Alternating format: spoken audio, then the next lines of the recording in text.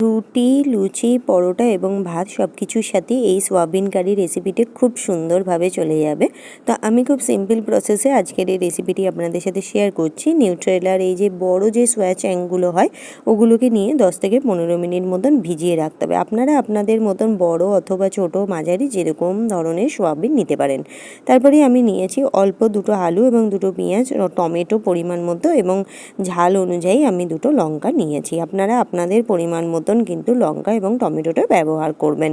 আর এদিকে এই যে বড় সোয়াবিনটা আমি নিয়েছি তার কারণ এটাতে খুব সুন্দর হয়। ছোট সোয়াবিনগুলো হলে একটুখানি গলে যাবার কিন্তু চান্সেস থাকে। তো আলু পেঁয়াজগুলোকেও সুন্দরভাবে পিস করে নেবেন। আলুর পিসগুলো যেরকম আমি দেখাচ্ছি এরকমভাবে নিলে কি হবে, আলু এবং সোয়াবিনের পরিমাণের সাথে পিসটা কিন্তু খুব সুন্দরভাবে কাট হয়ে যায় এবং দেখতে খেতে দুটোতেই খুব সুন্দর লাগে এবং গলে যাবার যে সম্ভাবনা সেটা না অনেকটাই কম থাকে। তারপরেই পেঁয়াজগুলোকে খুব ছোট্ট করে কাট করে নিতে হবে, যতটা সম্ভব ছোট। আপনারা যতটা কাটতে পারবেন ঠিক ততটাই। আমার এই নিরামিষ রেসিপিগুলোতে আপনারা এর আগে অনেক ভালোবাসা দিয়েছেন। চেষ্টা করব যে আরও সুন্দর নিরামিষ কিছু রেসিপি এবং আমিষ রেসিপি আপনাদের সাথে শেয়ার করার। সোয়াবিন এবং আলুটাকে জলের মধ্যে দিয়ে এর মধ্যে নুন এবং হলুদ অল্প পরিমাণে দিয়ে আপনাকে সিটি লাগাতে হবে। যদি আপনাদের রিকোয়েস্টেড কোনো নিরামিষ বা আমিষ রেসিপি থাকে, যদি সেটা সিম্পল ওয়েতে এবং খুব ফাস্ট 5 থেকে 10 মিনিটের মধ্যে বানিয়ে নিতে চান, তাহলে আমাকে কমেন্ট করবেন। আমি সেগুলো খুব ইজি প্রসেসে আপনাদের সাথে ভিডিওতে শেয়ার করব।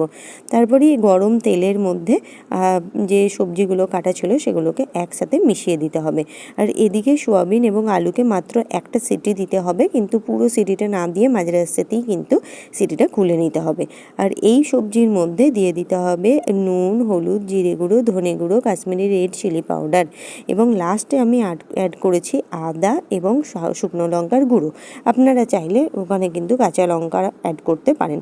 এরকমভাবে আস্তে মশলাটাকে কষিয়ে নিয়ে যখন একদম মশলাটা কড়াইয়ের তলায় লেগে আসবে তখন খুব অল্প একটু জল দিয়ে সেটাকে আবার কষাতে হবে। পুরোপুরি যখন কষিয়ে এরকম ধরনের কালার চেঞ্জ হয়ে যাবে এবং তেল ছেড়ে দেবে, তখন ওই সেদ্ধ হওয়া সোয়াবিন এবং আলুটাকে সুন্দরভাবে এর মধ্যে দিয়ে হালকা হাতে খানিকক্ষণ নাড়াচাড়া করতে হবে লো টু মিডিয়াম ফ্লেমে। এবারে ডিপেন্ড করছে আপনারা যদি জল দিয়ে ঝোল মতন পছন্দ করেন তাহলে একটু হালকা জল অ্যাড করবেন। যদি আপনারা একটু রুটির সাথে খেতে পছন্দ করেন তাহলে এরকম শুকনো রাখবেন। আজকের রেসিপিটা এতটাই। কেমন লাগলো কমেন্ট করে জানাবেন।